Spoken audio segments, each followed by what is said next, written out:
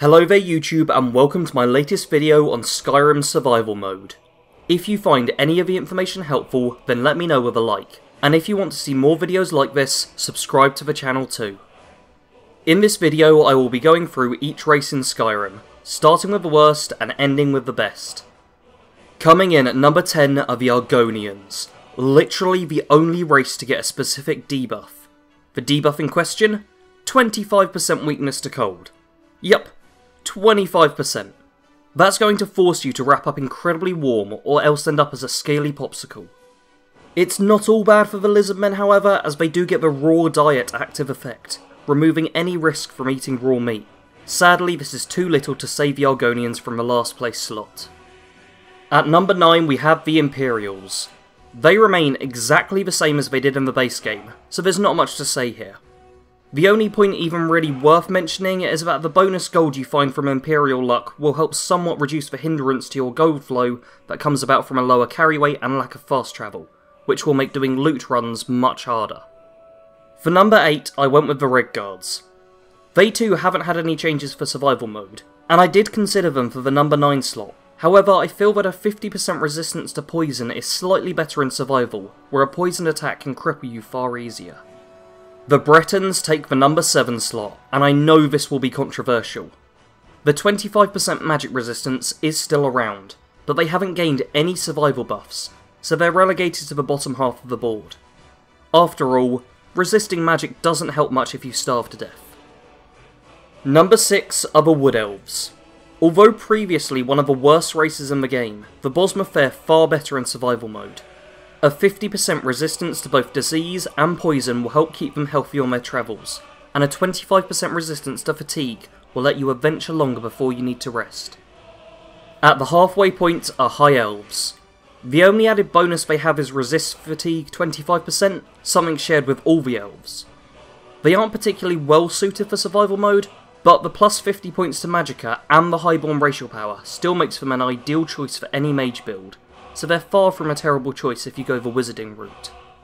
Rounding off our elven trio are the Dunmer, sitting at 4th place. At first glance, the Dark Elves don't seem that well suited for survival mode. Sure, they get the resist fatigue effect, but the other elves do as well, so why rank them higher? Well, because they have Ancestor's Wrath. Once per day you can cover yourself in flames, warming yourself up and letting you swim unharmed in freezing water. This changes the racial ability from something relatively unremarkable to a literal lifesaver. When you're freezing in the northern lands of Skyrim, this will prove to be invaluable. We're into the top 3 at this point, and all these races are ideal candidates for survival mode, and are the ones I would personally recommend if you want to give yourself an edge. Number 3 are the Khajiit.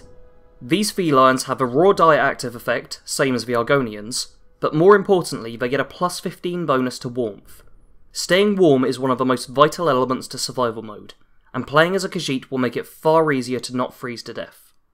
At 2nd place we have the Nords.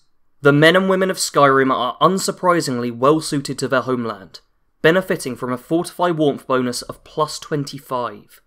Tie this in with any of the best armour sets for survival mode, which I made a video on, go check it out, and you end up with a warmth rating of 156, letting you walk through a blizzard without worry. In addition, the Nord's 50% basic frost resistance still holds great value. And finally, at the number 1 slot we have the Mighty Orcs. These were already a strong race to start with, but when playing survival mode they get the Stalwart bonus, providing them with a 15% resistance to both hunger and fatigue, and a plus 10 to Fortify Warmth. Whereas the other races all have bonuses that only cover a single aspect of survival mode, the Orcs are protected from all of it, making them great all-rounders for taking on the challenging new difficulty. In addition, they still have a ludicrously powerful Berserker Rage power, and have Bloodkin status, letting you go straight into any Orc stronghold. Something that holds far more value when you're not just able to fast travel between locations whenever you feel like doing so. Thank you all very much for watching this video. If you enjoyed, then make sure to give the video a like, and if you think any of the races deserve to be higher or lower on the list, then let me know with a comment. I am genuinely interested to hear everyone's opinion on this subject, as these are just my own personal opinions. If you're new around here, make sure to subscribe to the channel for more Skyrim content, And finally, if you want to watch some more videos right now, then click on one of the on-screen links.